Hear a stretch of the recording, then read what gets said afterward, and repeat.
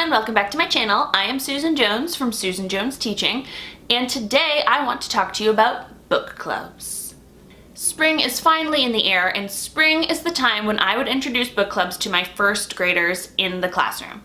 Now, I'll be honest, when I first was told by my principal a few years ago that we were going to start introducing book clubs to our first graders, they had kind of mentioned it as the second graders were doing such a great job with book clubs and it gets carried on into third and fourth grade at our school. And so they would really like the first graders to kind of do it as well. My initial reaction was that whole typeface, like the emoji with the mouth that's like, not like angry, but like, eek, I don't know. I was kind of like, my first graders, they just learned how to read. Some of them came in not knowing all their letters, and now here we are in March and you want us to do book clubs? I thought it was a little crazy. But I found that when I went in with the right mindset, I was actually really successful holding book clubs in my first grade classroom. So I wanted to share a couple tips and tricks with you, and maybe a few tools and resources that you can use in your classroom as well.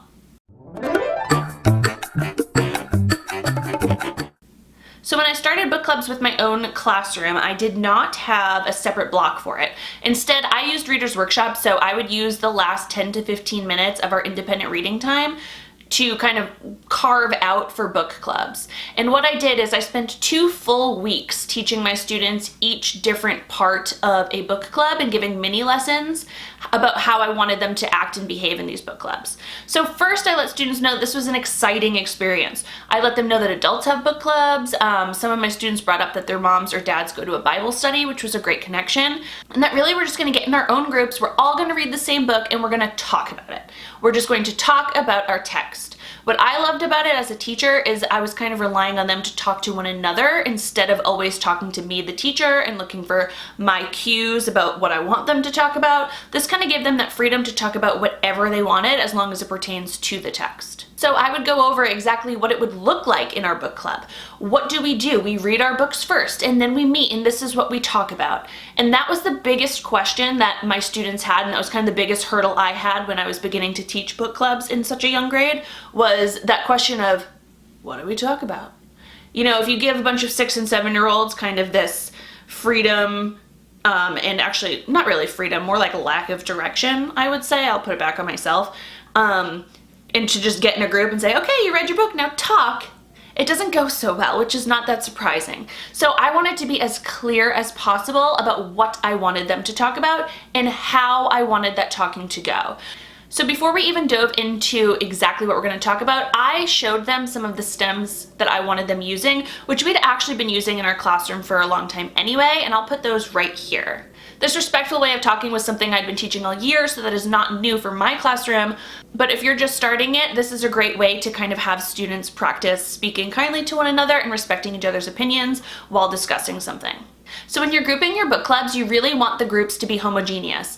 When I'm looking at how I want to set them up, I'm going with their independent level, not their instructional level. Their instructional level is where they need a little work on that text, and that is with me as the teacher. Since I want them to really be able to run these by themselves, I'm looking at their independent levels when doing this. Once students receive their books, I let them go and I let them read the books for about 5-10 minutes at a time, and then I will slowly get them into talking about the text.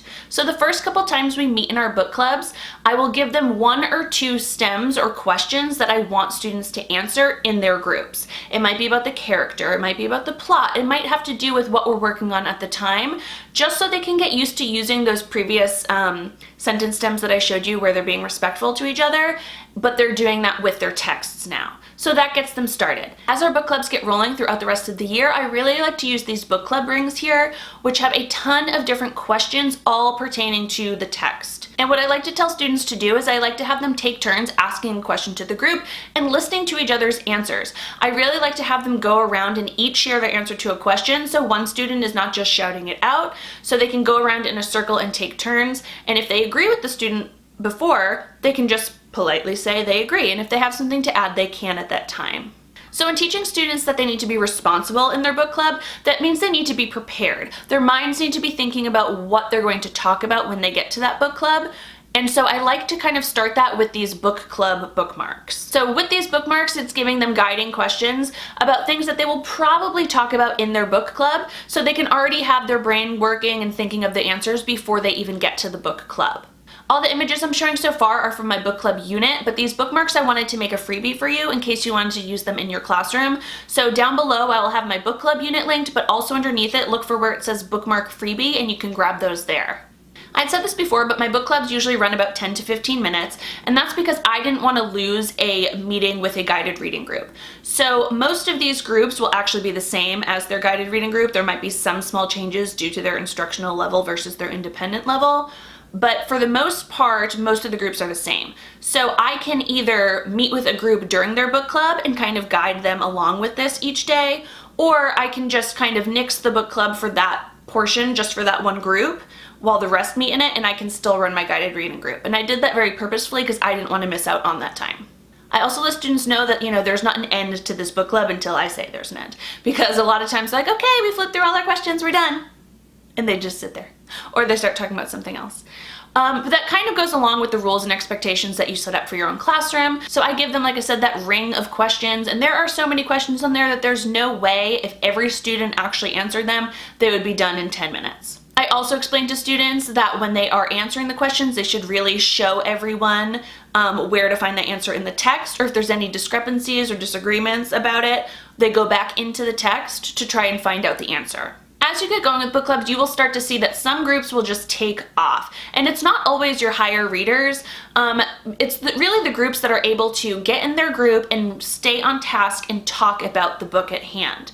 With those groups, I like to offer a book club binder where they can go ahead and independently add all sorts of answers and questions to their book club binder. And throughout the rest of the year, we usually do this basically from the middle of March till the end of the year, they can add their different books and opinions and questions into their binder as something to kind of look back on as a fun keepsake. So the question I get the most is, what about your below grade level readers?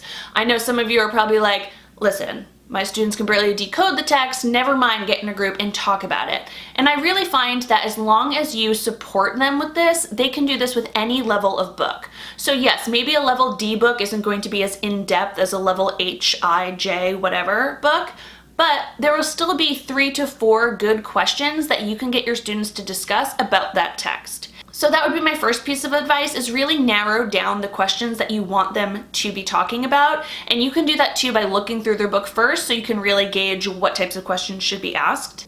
And I would also offer that the first 5 minutes of their book club, they can go ahead and reread part of that book just to refresh their memory and also just work on that decoding practice as well. I think the main thing that helped me when I was teaching this in my own first grade classroom was to set my own expectations. I had to remember that this was an introduction to book clubs. A lot of times I would get bogged down thinking about what a book club should look like or what I wanted it to look like. And realistically, those expectations I may have been setting for a little bit higher than they were. I really just want my first grade students to be able to enjoy talking about a book and to stay on task talking about a book for an extended period of time. So that way when they go on to 2nd and 3rd grade, this isn't something that's brand new for them. They've already been introduced, they know how to sit in a group and chat with one another about the book. Naturally, this has me wondering if you do book clubs in your first grade classroom, or if you're a kindergarten teacher or a 2nd grade teacher, I want to know if you use them as well and how they're going. If you have any questions, please leave them in the comments below. I will try to answer them for you. And again, those bookmarks are completely free, linked below, so go ahead and grab them. If you like this video, go ahead and give it a thumbs up and make sure you subscribe and hit the bell. That way you're notified of every single video I upload. Thanks guys, bye. Go ahead and group students. You'll want the groups to be homogeneous. Homogeneous? Homogeneous. How do you say that word? Homogeneous.